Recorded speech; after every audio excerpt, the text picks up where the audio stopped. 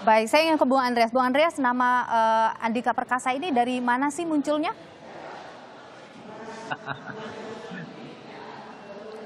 Saya kira kita toh tahu siapa Pak Andika. Tadi Profesor Karim juga sudah banyak menyinggung tentang beliau gitu. Sehingga ini adalah hal yang muncul ya, dan publik merespon. Pak Andika sih melaksanakan hal-hal yang seperti biasa. Tapi misalnya kayak kemarin gitu, ketika Pak Andika, kebetulan saya ikut menemani beliau karena memang kami berkawan cukup lama, dan beliau mengajak, kebetulan saya ada tugas di Malang dan beliau mengajak saya untuk menemani beliau ke Blitar. Tapi respon publik begitu cepat gitu ketika Pak Andika datang ke Blitar gitu. Dan ini menunjukkan bahwa ya kalau di dalam ilmu pemilu, pelaksanaan pemilihan langsung, Pak Andika ini punya modal sosial yang cukup baik gitu. Baik.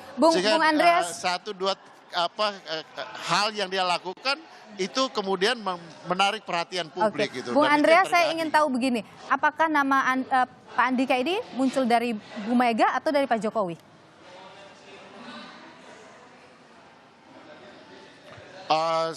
Saya tidak tahu persis gitu, tapi misalnya kemarin ketika Pak Andika di makam Bung Karno di Blitar, di video call oleh Ibu Mega ke salah satu keponakan beliau, dan kemudian berbicara, apakah itu saya nggak tahu gitu, saya nggak tahu persis, tapi ya inilah situasi di mana ya apa yang saya sebut tadi gitu, bahwa beliau punya modal sosial gitu, karena satu dua kali apa yang dia lakukan dengan ya peristiwa kemudian itu menjadi perhatian publik gitu. Baik. Dan ya sekarang saya kira ya tentu kemudian Pak Andika menjadi perhatian dari ya masyarakat, dan saya kira itu baik-baik saja untuk proses di dalam proses ya kita menuju pada 2024 dan semuanya ini berjalan secara demokratis, terbuka, dan ada di dalam penilaian, di dalam pantauan masyarakat gitu. Baik, saya terakhir ingin ke Prof. Karim. Jadi Prof. Karim, dengan muncul nama Andika sebagai tim ses, kira-kira itu akan memberi pengaruh yang sangat besar, hal yang positif untuk PDIP maupun untuk Ganjar Pranowo?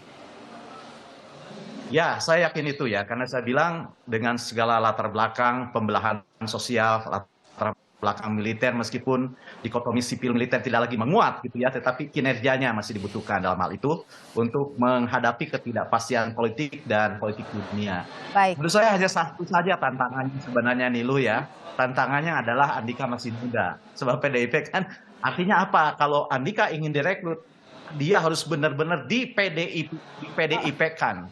Sehingga ketika nanti 2029 ada pemilu lagi dan Andika maju dari Wapres menjadi Capres gitu ya, itu benar-benar masih PDIP. Sebab kayaknya tren kan seperti itu. Prof. Karim yakin sekali bakal Cawapres kayaknya. Prof. Karim, terima kasih sudah berbagi. Harus PDIP kan, biar aman. Terima kasih Prof. Karim sudah berbagi pandangan di Kompas Petang. Bung Andreas Hugo, terima kasih juga sudah berbagi informasi di Kompas Petang. Sehat selalu Bapak-Bapak. Terima kasih, Indro.